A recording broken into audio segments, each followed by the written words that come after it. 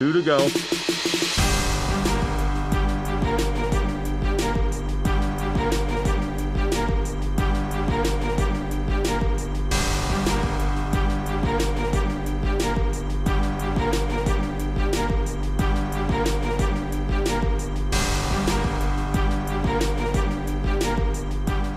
Dim, bon, je ne vais pas te présenter le concept de l'émission, mais je vais commencer par te demander comment tu te sens. Pas super.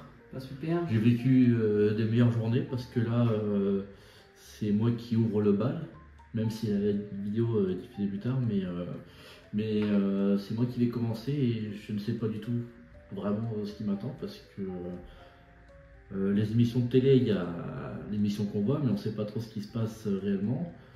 Là, on va le faire en vrai, nous-mêmes, et ça prend un peu les jetons. Alors, j'aimerais que tu me dises aussi déjà quel est ton rapport avec les sauces, tout qu'on fait, puisque c'est ton idée de reprendre ce concept dans ton entourage amical. Donc, Alors, ma référence, c'est la sauce samouraï. Voilà, je suis un bouffeur de sauce samouraï, il n'y a pas de problème. Mais après, ça devient un peu compliqué. Voilà. La sauce piquante pour pizza, c'est peut-être ma limite absolue. Donc je pense que on doit être à peu près là. Vraiment à moins de 5000 Scoville. Ok. Donc je suis quand même inquiet là.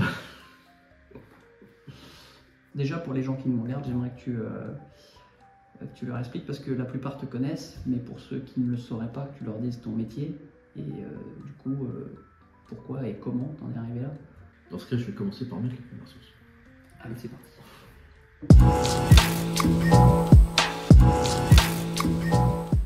Alors là, on a une sauce green habanero, donc avec de la figue Barbarie. Alors, bon, apparemment, ça devrait être gentil. Alors, est-ce que tu dois préciser, est-ce qu'il y a un dosage à mettre sur les sauces? Puisque tu sais, toi, étant donné que tu es initiateur les Scoville, moi l'échelle de Scoville sur chacune des sauces. La première, je viens la tremper, et si je m'arrache la gueule, je vais y aller tranquillou après. Ok.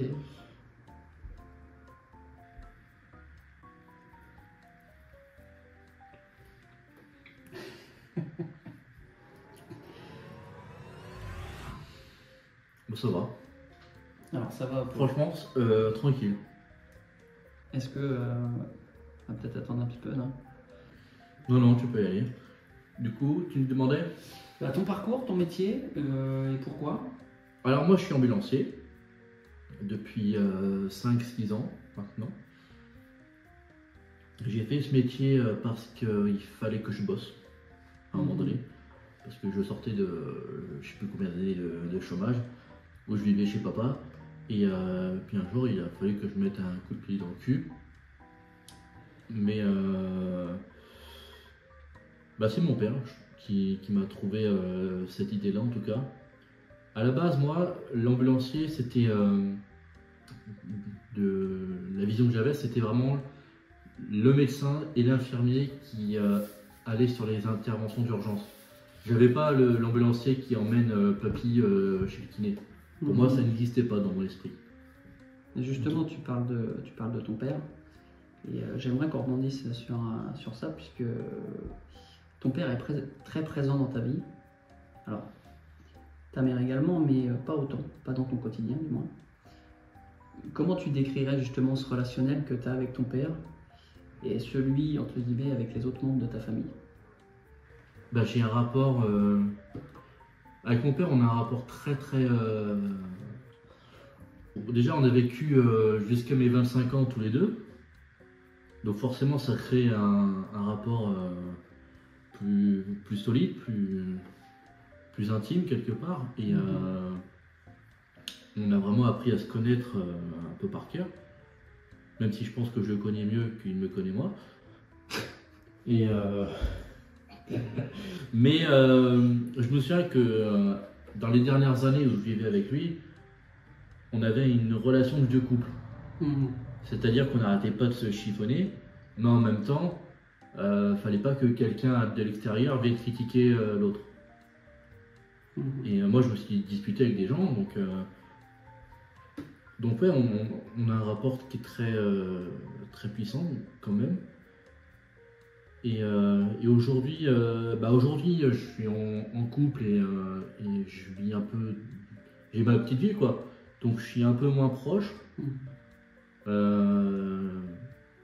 mais on est toujours présent et on se parle tous les jours avec des messages, surtout lui qui m'envoie plein de conneries sur les réseaux. Et on est toujours très proches. Et je sais que c'est l'homme de ma vie, quoi. Je pense que je ferais pas grand chose s'il n'avait pas été là. Ouais, à la fois c'est très fusionnel tout compte fait. Voilà, c'est le mot que je cherchais depuis tout à l'heure, c'est fusionnel. On est très fusionnel et rien ne pourra nous retirer ça en tout cas. Et en tout cas, je suis très fier de lui. Je suis très fier qu'il soit mon père. Et pour rien au monde, j'échangerai. T'as entendu Sergio? Voilà. Alors, tu vas arrêter de me faire chier avec tes conneries Facebook.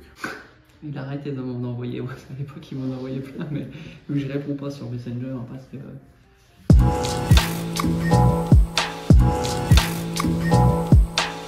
Ok, c'est parti la deuxième. Moi, Il est facile ce jeu. Je vais attendre que justement tu aies déjà les nuggets en que je bouche. le mâche. Ouais, exactement, pour te poser des questions.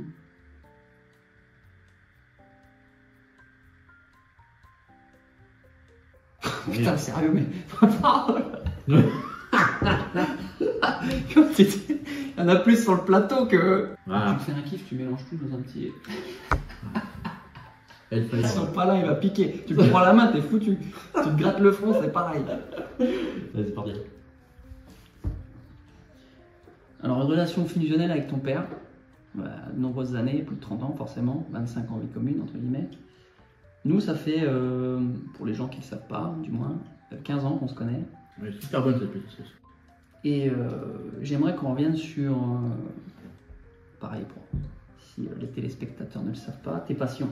Puisque tout compte fait, tu as le cinéma, l'écriture, les jeux vidéo, la création de jeux de plateau, un attrait pour aussi les montages vidéo, qui est un peu plus récent.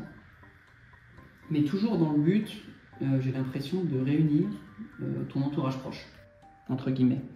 Donc est-ce que déjà ça te décrit bien? Ou est-ce qu'il y a d'autres aspects que j'aurais oubliés sur lesquels tu aimerais mettre plus de précision? Non, ça me résume assez bien. J'ai toujours besoin de réunir les gens autour de moi. Alors je pense qu'il y a deux aspects. Déjà, il y a le fait il y a un côté fédérateur. Il y a un côté un peu mégalo dans le sens où j'aime bien être au centre de l'intérêt. Donc c'est pour ça que je réunis les gens autour de concepts que j'imagine. Et ensuite, je fais des concepts, donc les jeux de rôle ou les soirées ou même ça, le Hot Ones, pour raconter des histoires. Moi j'adore raconter des histoires et pour moi ça c'est une histoire. C'est un peu un défi, mais un défi, il se passe plein de trucs.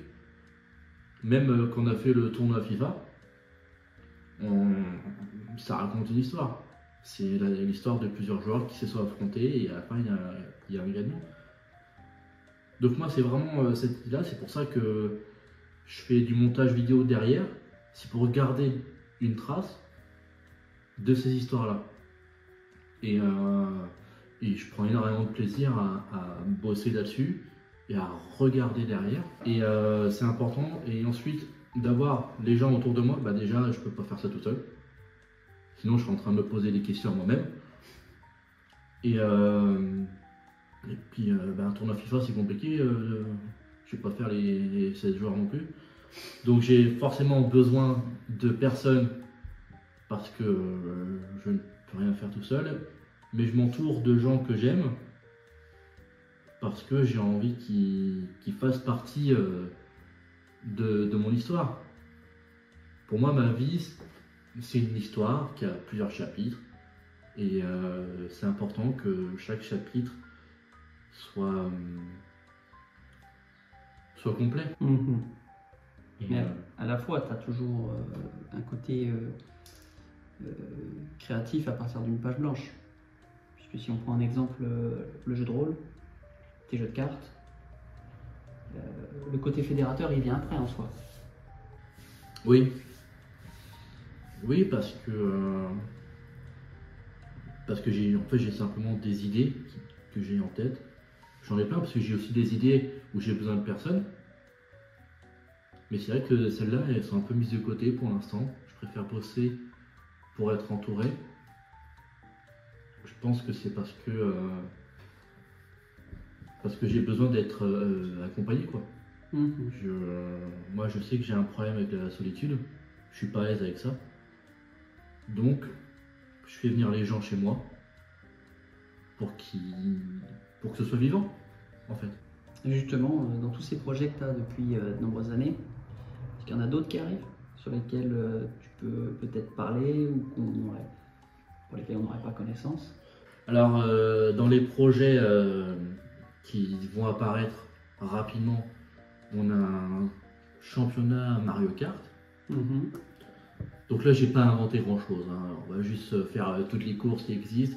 On va faire ça avec Gabriel, Ben et Elodie. Et on va s'affronter. On va faire vraiment un classement sur tout le jeu, quoi. En plus, ils ont des nouveaux circuits dans le jeu, donc on en a pour pas mal d'heures. Il y a ce projet-là. Après, il y a encore un autre jeu vidéo sur Super Smash Bros, mais là, c'est dans longtemps. Après, j'ai plein de petites soirées. Je voudrais bien refaire un truc de jeu télé. On en avait vu ça avec Bruno, on avait fait ça une fois pour un anniversaire, ça a bien marché.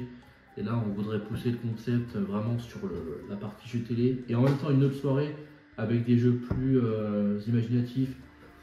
Un peu comme Vendredi tout est permis, ces missions-là. Donc on aurait 2 soirées comme ça. De gros projets, plus trop. Parce que justement, le tournoi FIFA, il y avait 16 personnes. C'était compliqué. Ouais, j'ai le sentiment que ça a été un peu anxiogène, tout compte fait, sur la durée aussi, pour pouvoir avoir les participants dans les temps, pas avoir les annulations. Ouais, mais à la rigueur, ça c'est le charme de la Football Cup. Ouais. Parce que quand j'organisais les tournois, quand j'étais lycéen, il y avait toujours quelqu'un pour ne pas venir sans prévenir. Il n'y avait que 6 participants à l'époque. Il y en avait que 6. Et malgré tout, on galérait. Et donc, non, ça fait partie du jeu aussi, c'est un petit peu le charme. Pour moi, je pense que la Football Cup, elle a vraiment illustré toute l'histoire. Et bon, la Football Cup, elle intervient aussi à une période, du moins. Elle a commencé il y a plus de 10 ans. Donc forcément, si on corrèle ça à l'âge dans lequel on était, c'est plus nature jeu vidéo. Maintenant, ton attrait sur les choses créatives a changé.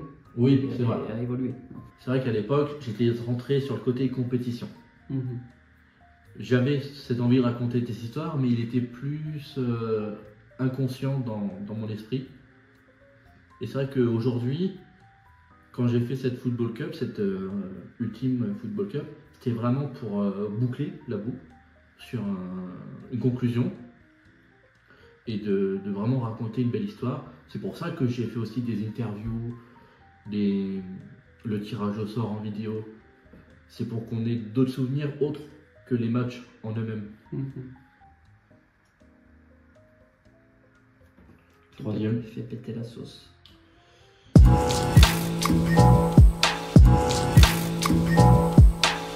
je peux te dire qu'on va baiser.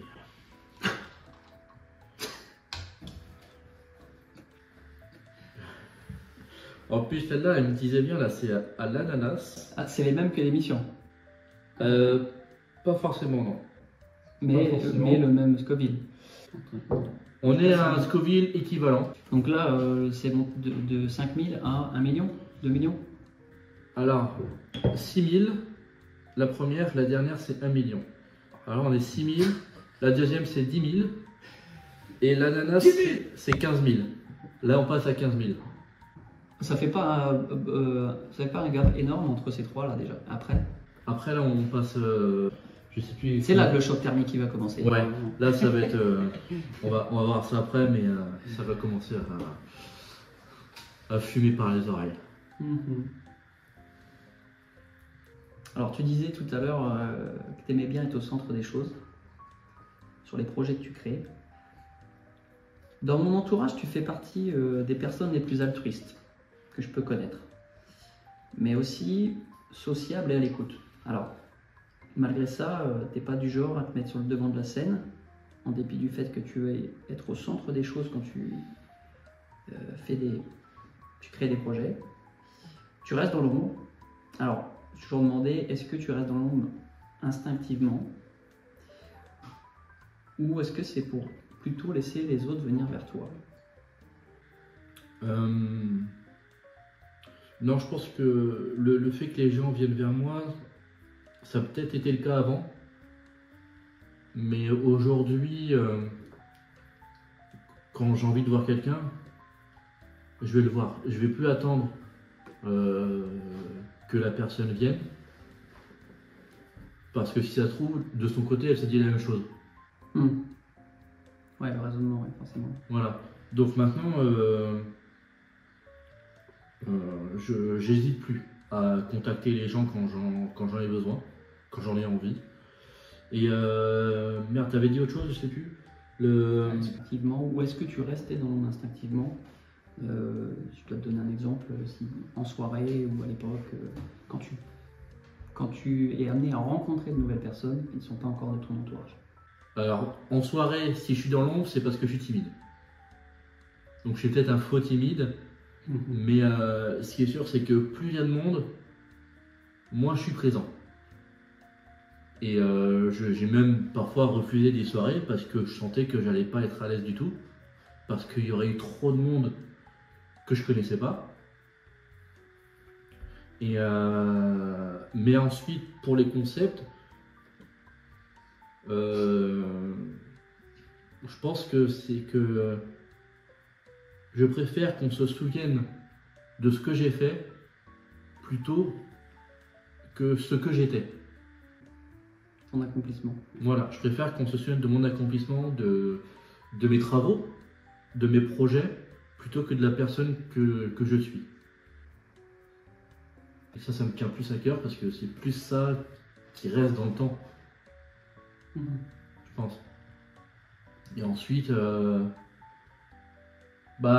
après moi je suis créateur et des fois je me dis que dans un match de foot, tu peux pas être arbitre et joueur.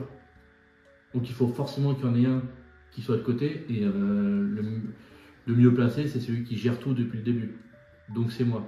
Après, je te cache pas que des fois j'aimerais bien participer en tant que joueur à des trucs où j'ai rien à faire et juste à mettre mon short et y aller quoi.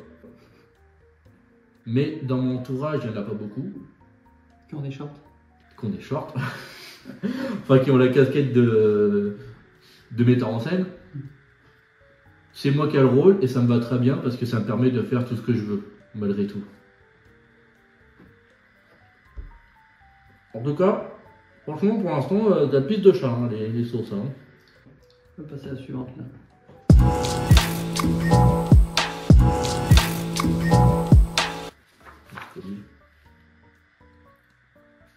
C'est bien ce que je pensais.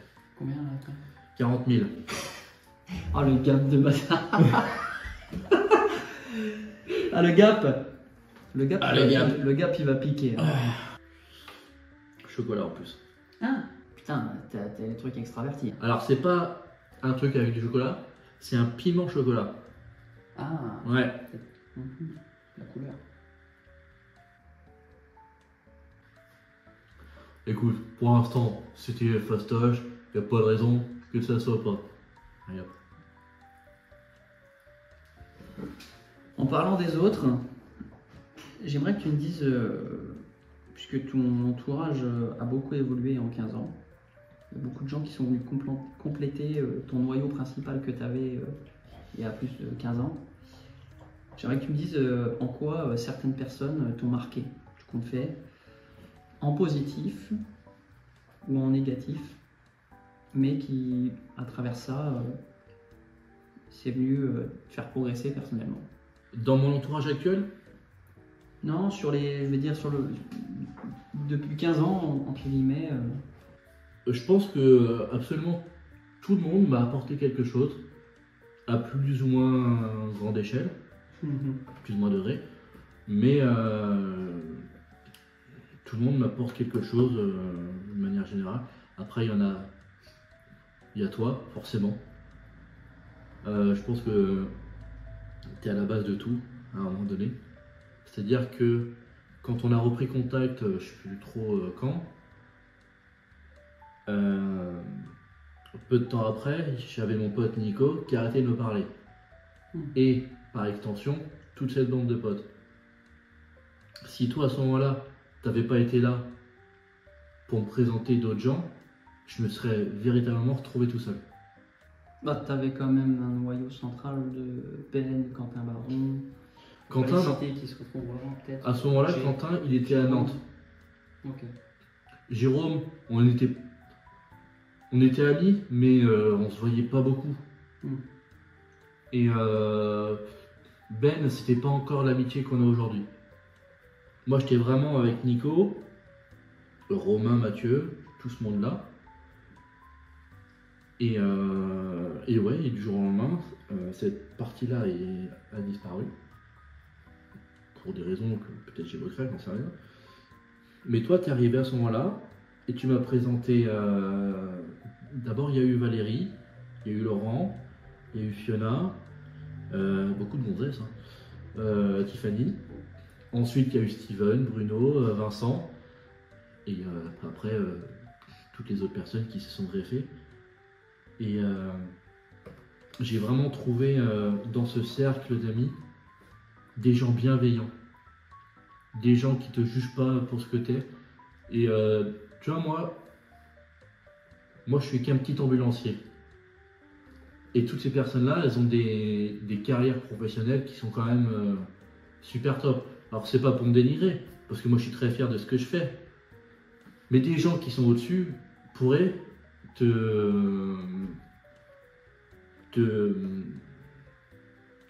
réduire, quoi. Je sais pas comment le dire. Et là, non, pas du tout. Ces gens m'ont accepté tel que je suis, avec mes passions de geek, alors qu'il n'y en a pas beaucoup dans ce cercle d'amis. Et ils m'ont accepté tel que je suis, et maintenant je pense que en fait j'ai ma personnalité que les autres n'ont pas.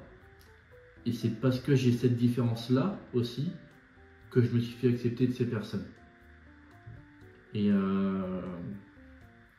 le fait d'être accepté, le fait d'avoir cette bienveillance autour de moi, c'est ce qui m'a encouragé à devenir une meilleure personne.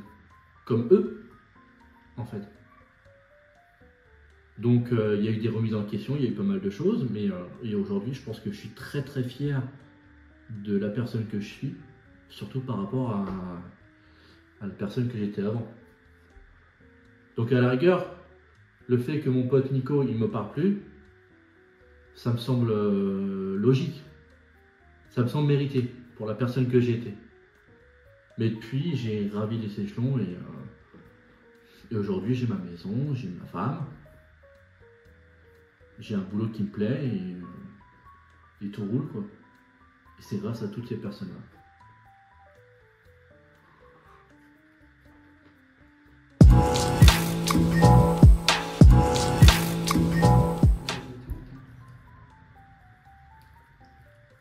Alors tu disais tout à l'heure que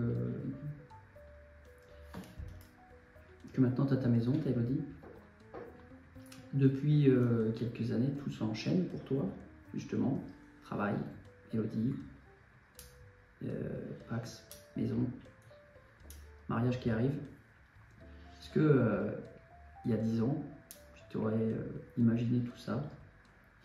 Ou alors que ça aurait pu venir aussi vite? Il y a 10 ans, je me serais jamais imaginé ça.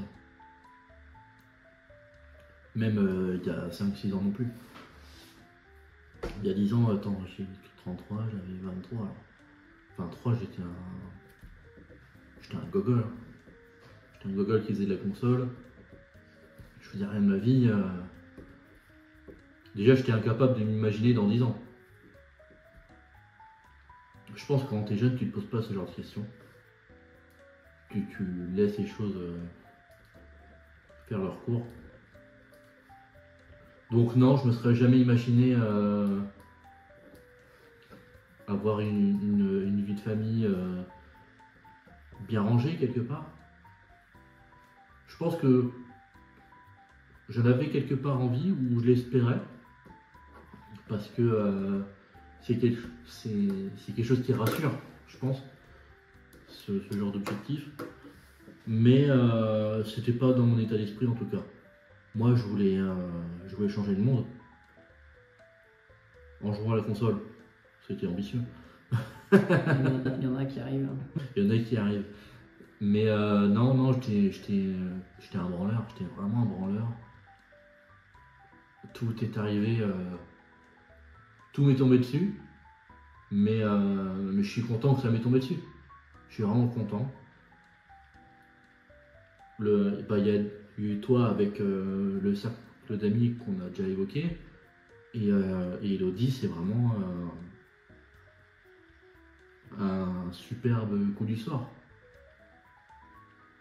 Et j'étais pas prêt. J'étais pas prêt à ça, mais c'était pas plus mal du coup. Et du coup, maintenant, c'est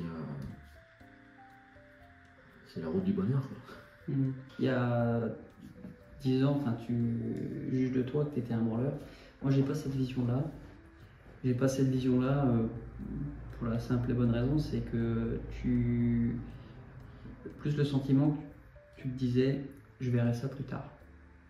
Oui. Et à la fois, on peut fusionner ça avec la question qui était avec le sujet de ton père tout à l'heure, sur la relation fusionnelle, mais aussi parfois un peu plus tendue de cette époque, où il travaillait encore, il rentrait, il n'avait pas le sentiment que tu faisais des choses pour ton avenir, donc une certaine inquiétude, exprimée à sa manière.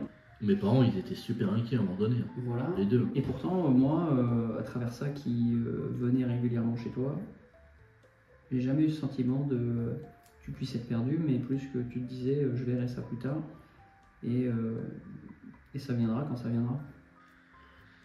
Ouais, il y a de ça. Parce que moi, j'ai jamais été très inquiet dans ma vie, donc je suis très insouciant. Il ne faut pas grand chose, mais ouais, il y avait peut-être un côté on verra ça plus tard. Mais je pense, je suis quand même un flemmard, mais j'étais aussi un peu perdu. Je savais pas ce que je voulais faire. J'ai bossé un petit peu dans 2-3 trucs quand même. Mais au bout de 3 semaines, ça me saoulait. Donc j'étais content que ça s'arrête. Il fallait juste que je trouve ma voie. Et ça a pris du temps parce que au collège, on te dit pas que tu peux être ambulancier. Parce qu'il te faut le permis, voilà, il faut se faire les choses. Donc si, je pense que je suis quand même une belle feignasse. Mais je l'assume, tu vois. Et c'est pas parce que je suis feignant que je vais ne rien faire. En fait, je vais plutôt chercher la meilleure solution pour faire le moins d'efforts. Et ça vaut aussi avec les gens autour de moi. Si je vois que la personne en face de moi elle peut faire moins d'efforts, je vais lui proposer cette solution qui nous arrange tous les deux. Les compromis. Les compromis, je suis un adepte du compromis, moi j'adore ça, les compromis. C'est ma passion. Au boulot, à chaque fois que j'ai besoin de quelque chose, je dis tu peux me faire ci, puis en échange, je fais ça, quoi. Voilà, le compromis c'est top.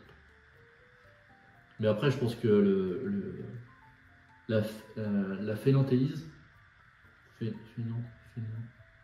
le fait d'être feignant, ça te force à trouver des idées. Donc ton imagination travaille plus que tes bras pour éviter d'aller chercher la télécommande qui est au bout de la pièce. Donc ouais, voilà. J'avais plein d'idées à l'époque. J'avais plein d'idées pour ne rien faire. Ok, on va pouvoir attaquer la suivante.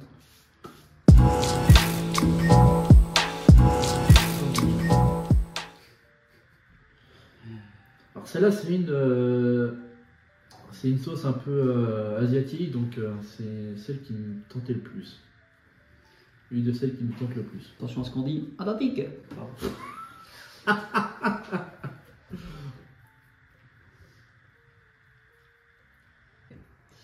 On a fait une parenthèse il y a sur ce que tu pouvais imaginer de toi il y a 10 ans.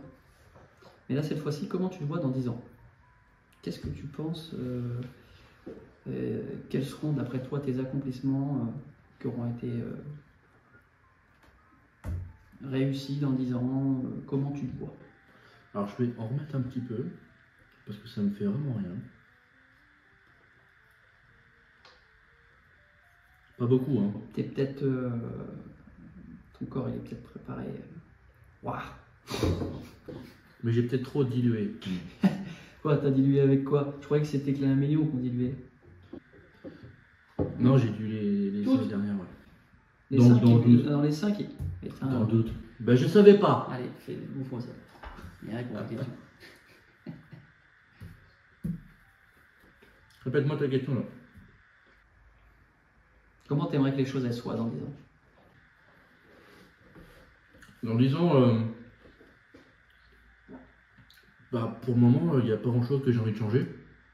Je suis très heureux, très épanoui. Donc, j'aimerais juste qu'on fasse une chambre dans le garage. Bah, ça tabasse un peu. Je m'attendais pas à une transition comme ça. Écoute, vu que tu as tout dilué, tu vas me faire ça sur chacun des nuggets. Enfin, après avoir croqué vite fait dedans, mais le but c'est. Ouais, j'ai eu une première chaleur.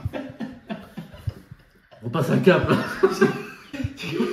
Tu crois que c'est parce que là, t'as pris comme c'était noté, sans diluer. Il n'y a que la dernière qui devait diluer, on est d'accord. Mais... les deux. Les 3 dernières, je crois. Ouais, mais écoute.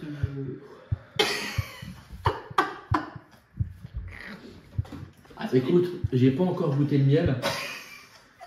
Je pense qu'il doit pas être dégueulasse. Alors je vais voir.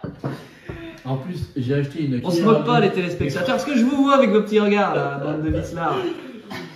Non mais ça, il a pas l'air dégueu le miel, t'as vu, il a une belle couleur et tout. Alors pour ceux, ils verront l'écran, mais t'es pas rouge, t'es pas. Y a pas de. Encore un petit peu sur les joues.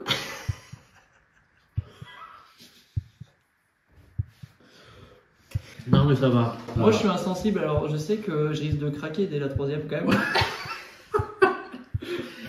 Donc tu vois. Donc là ça chauffe un peu pour que tu prennes du miel, je suppose. En fait c'est plus à titre préventif. Mais ça picote, hein. Ça picote. Ça picote un peu quand même. J'ai l'impression d'avoir des fourmis sur la langue. Là, enfin, ça va très bien. Donc dans 10 ans, faut déjà que je survive à ça. Ça c'est pas gagné. Et non, je pense que j'espère que je serai toujours avec Elodie et qu'on aura notre petite vie tranquille, avec ou sans enfant, je ne sais pas. Ça c'est un sujet important aussi. Mais en tout cas, on a quand même quelques petits projets personnels, j'espère, qui seront concrétisés avant ces 10 ans. Je vais pas trop en parler pour éviter le mauvais sort, mais c'est plein de petits voyages, quoi, globalement. Et non, je pense qu'il n'y a pas grand chose qui changera, en tout cas j'espère. Parce que là je suis très bien. J'aurai peut-être des nouvelles idées, ou alors que je devienne millionnaire. Hein. Peut-être je vais écrire un livre qui va cartonner. Inch'Allah. Ok.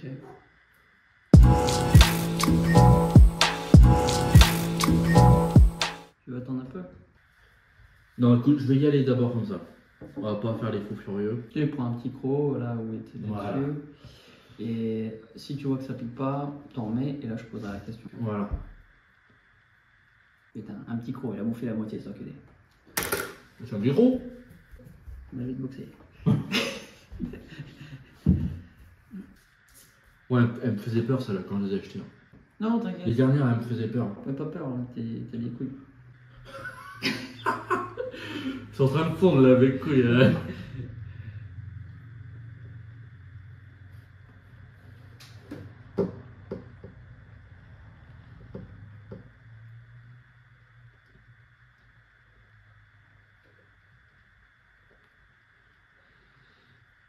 Pour l'instant, ça va. Je suis pas rassuré, mais ça va. Alors, tu aimerais que rien change dans les années à venir, ou dans les 10 ans suivants. Maintenant, tu es ambulancier depuis déjà de nombreuses années.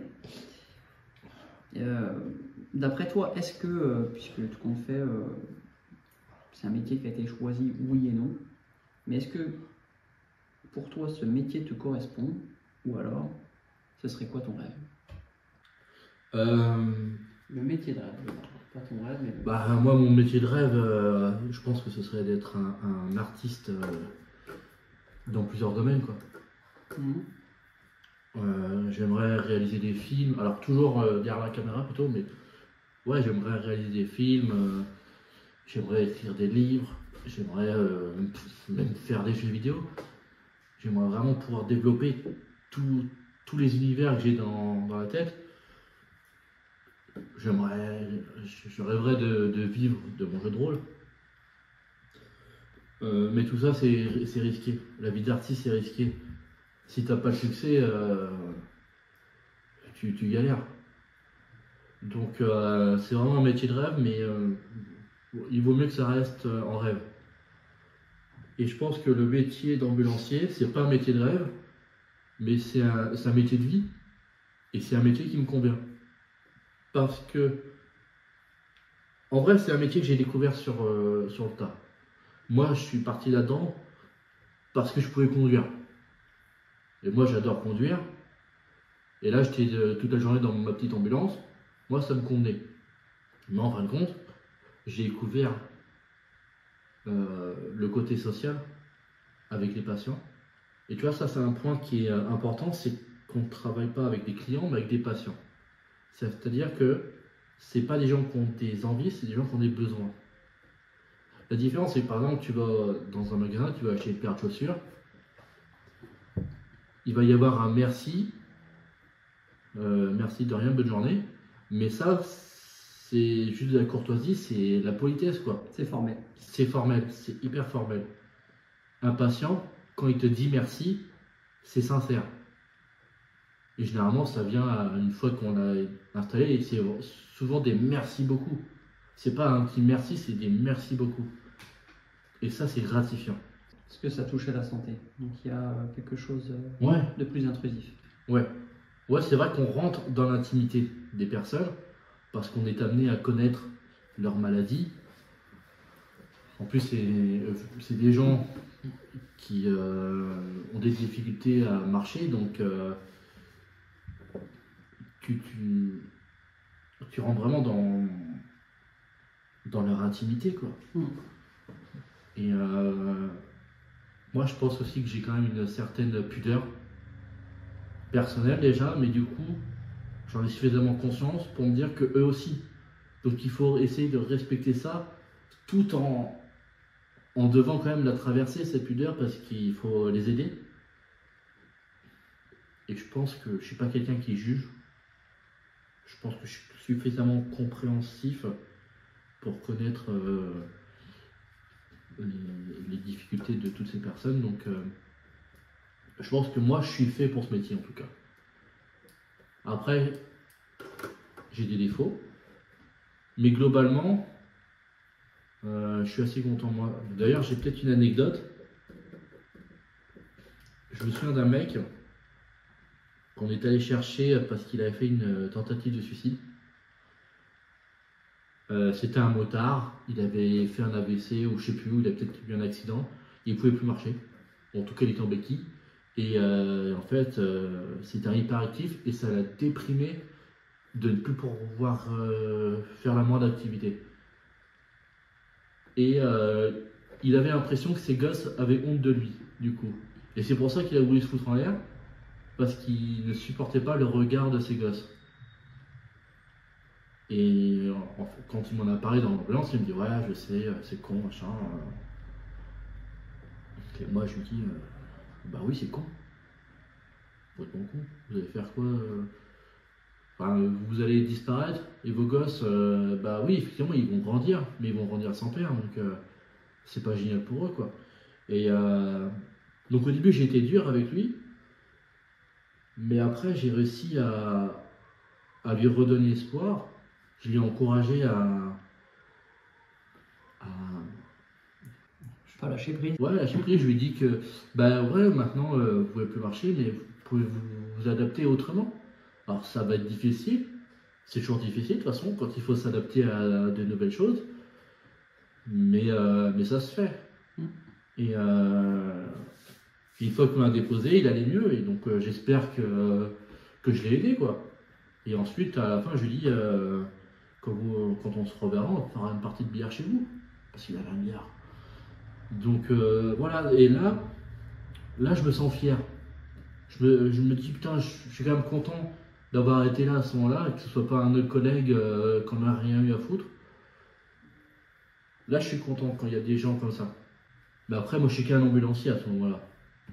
Il va y avoir des psys qui sont plus qualifiés que moi. Mais si je peux aider quelqu'un à ma petite échelle, franchement, c'est tout bénef. Et après, à la fin de journée, moi, je suis content.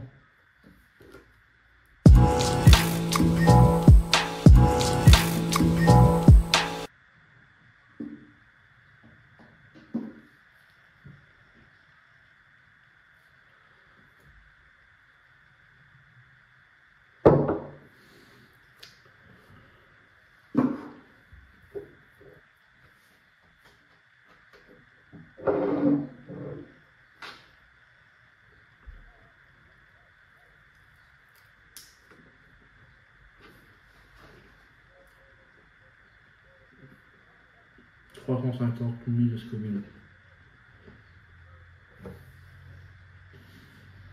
Alors, tu disais il y a quelques minutes que tu es une personne qui ne juge pas, à la fois beaucoup de bienveillance. Moi, j'estime que tu fais preuve d'une très grande sagesse sur les étapes que l'humain peut connaître dans la vie.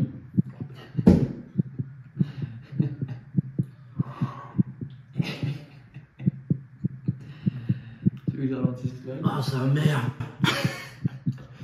Il fallait pas en mettre autant là.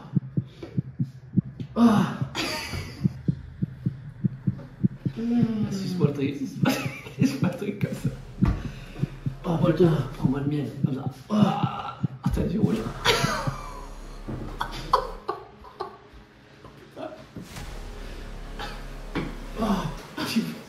Tu fais de l'hypertension, mon chéri. Oh là là.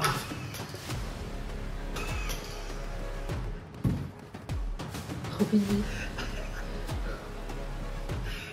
T'as la même gueule que quand tu t'es. T'as la même gueule que quand tu t'es levé chez Dany là.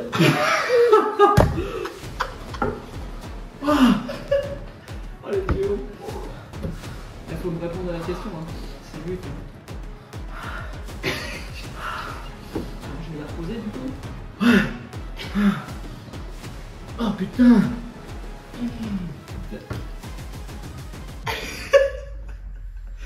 T'as une grande sagesse hein, sur les étapes Ah, j'ai ça, je m'en que l'humain peut connaître dans la vie. Oh putain de merde. Oh putain. Oh va.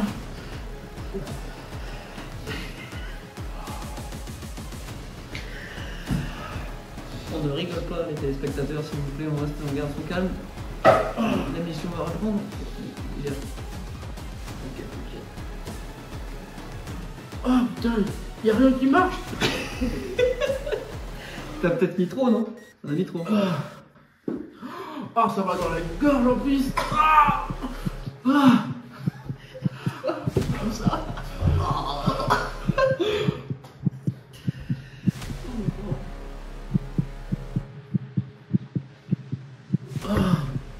Putain, j'ai l'impression d'avoir bouffé un four là.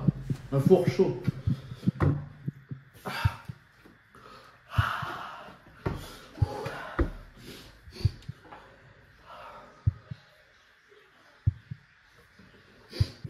Ça fait du.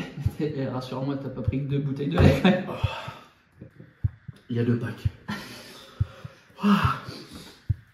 Tu veux que je commence? Ah, ça va aller. Là, j'avais pas fini la question encore. Il faut que j'aille au bout. Tu comprends? Faut que je la pose. Ah ouais, je sais. Allez, j'écoute. T'as toujours fait preuve de sagesse et de bienveillance sur les étapes que l'humain connaît dans leur vie et dans la vie. Toi, t'avances à ton rythme sans te préoccuper de rien. En fait, comment tu fais? Comment tu... Bah là, tu vois, je prends des grosses inspirations. Peut-être falloir pas saucer comme ça après, hein, d'accord.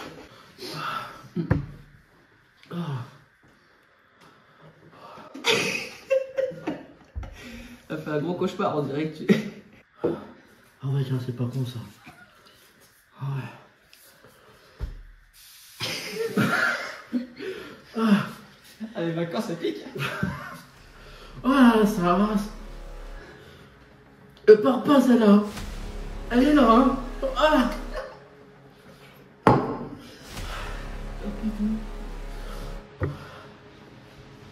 C'est la bombe, hein. Là, c'est de la bombe. Hein. Effectivement, je confirme. Putain, j'en tremble. Ah, parce que t'as goûté sans... Enfin, t'as saucé sans goûter avant celle-ci. T'aurais Ouais. peut-être mieux fait de... Ouais, j'aurais dû.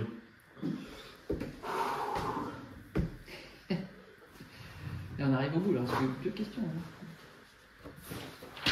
Hein. Waouh. Waouh. Tu réponds hein, pour les téléspectateurs. Ah ouais, il faut que je réponde, bah je comprends. Ah, je comprends. Est-ce que les téléspectateurs ils vivent ce que je suis en train de vivre là? Alors ils vont me laisser un petit peu de temps. Comme ça va pas.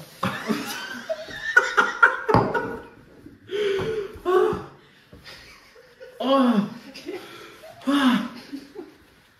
Il est 10h, il fait 45 degrés, c'est pour ça.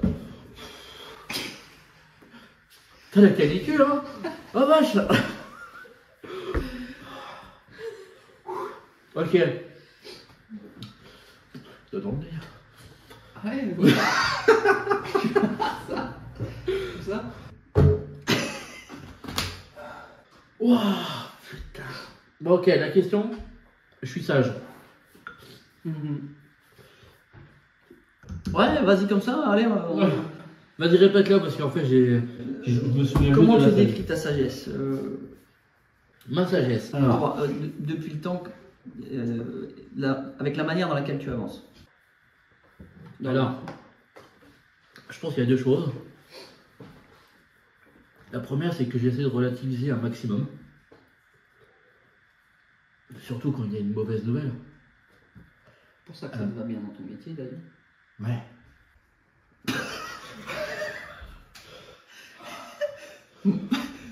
Non, mais par exemple, alors, dans le métier d'ambulancier, on est payé aux heures sup. Si tu veux une bonne paye, il faut faire des heures sup. Quand tu as commencé ta journée à 8h et qu'à 18h, ton chef te dit bon, bah, j'ai une autre course, faut que tu ailles chercher les machins et tu le déposes dans 1 heure, ça casse les couilles. À 10h, tu as envie de rentrer, te poser les pieds. À ce moment-là, il faut tout de suite relativiser. Sinon, tu vas te. Parce qu'il y a les heures sup. Il y a les heures sup. Tu dis, bon, bah c'est pareil, j'ai bossé tard, mais ça va me faire des heures sup à la fin du mois, quoi. Et dans le sens inverse, quand tu fais une journée de 8h et qu'à 15h, il dit, bon, bah tu rentres, tu peux rentrer chez toi, bah t'es content de rentrer. Mais là, tu te dis aussi, ouais, mais ça va pas me faire beaucoup d'heures. Donc ça, c'est un exemple pour le boulot, mais c'est comme ça dans toutes les situations. Putain, je le sens là. Je sais pas si c'est moi qui transpire ou si c'est le Non, ventilateur. t'as pas de... Je dirais pas que tu transpires, t'as la peau sèche là, d'accord? Elle est sèche, je sens des gouttes là. Vous êtes bien quoi? Ah ouais, est-ce que t'es en face, il y a le carreau derrière moi. Donc la lumière vient vers toi. Je peux t'assurer que t'es t'as l'impression d'être un petit peu. T'es pas huileux, quoi, tu vois. Ah, je suis pas huileux, non, l'huile elle est là-dedans. Là. T'es pas huileux. Putain.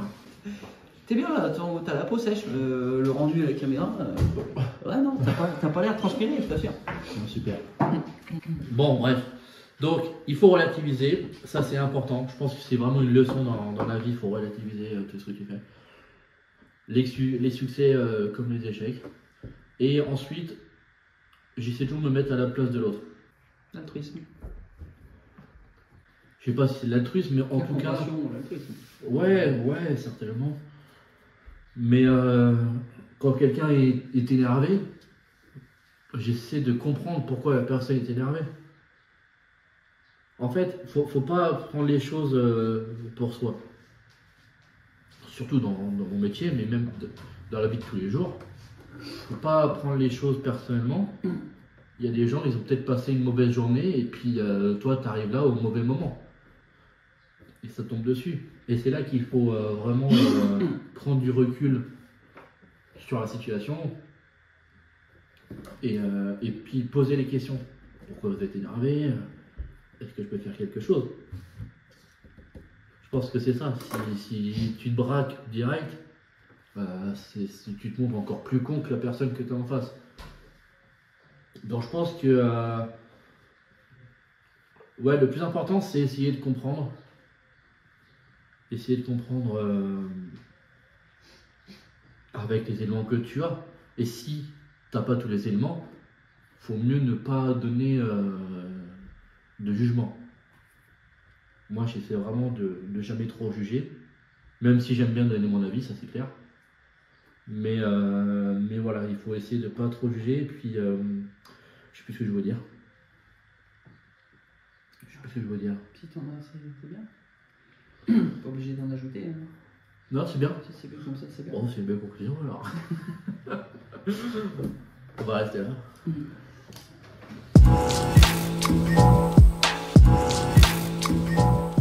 Mais par contre, je suis un peu plus prudent. Mets pas la même goutte que tu m'as mis là, comme avant, la dinguerie que t'as fait là. Ouais, mais en toute précise. Ah oui, Il a je fait- vais mettre une goutte. il a forcé. Ah, on joue pas aussi là. On inverse tout le tube.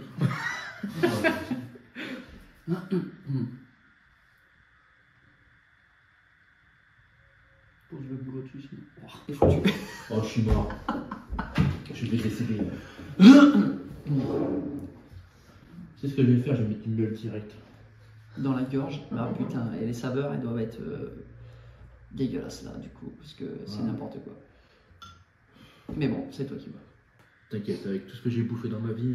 Ah ouais, par contre, tu vas bien me le rincer le truc en bois parce que t'es capable. J'en ai une deuxième. Ah ouais, J'en ai une deuxième. ça va, ça. Et voilà. Peut-être un moulard. C'est bon, les bouilles à la bouche. À la bouche. Tu écartes les trucs de sang là. On arrive au bout. Toi, tu peux être fier de toi. L'avant-dernière. Ça va. T'es bien. Franchement, ouais. T'es un tricheur. Ouais, j'en ai rien à foutre, c'est mon émission, je fais ce que je veux. Exactement. Voilà. T'as la question? Non, mais il va me manquer une. Voilà. Et comme dirait un bon sportif, il faut pas brûler la peau de l'ours avant de l'avoir vendu. Ouais. Ouais, voilà, exactement. Bon, la dixième.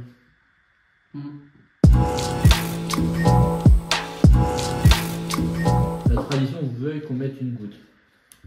Eh ben, tu mets la tradition dans ton slip.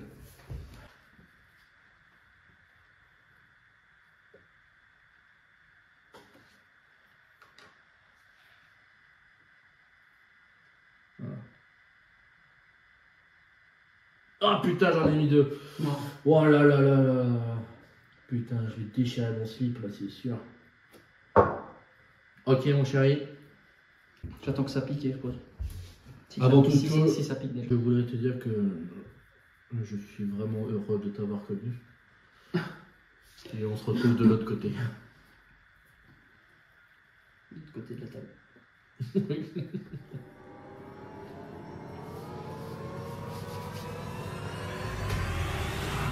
Ça pique. Voilà. Non, t'as pas. T'as peut-être plus de palais, hein. Oui. Il n'y a plus rien. C'est éteint là. Bon, reprends celle-ci. Ça m'a rien fait du tout.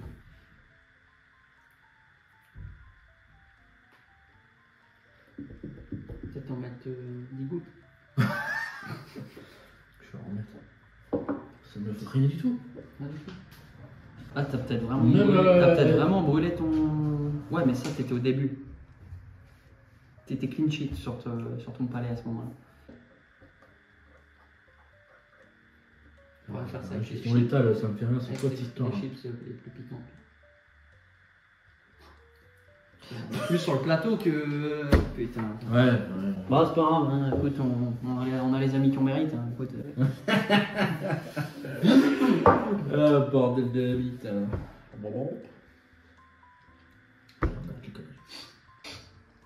Parce que peut-être que tu prends trop de poulet aussi. Ah, mais c'est bon le poulet.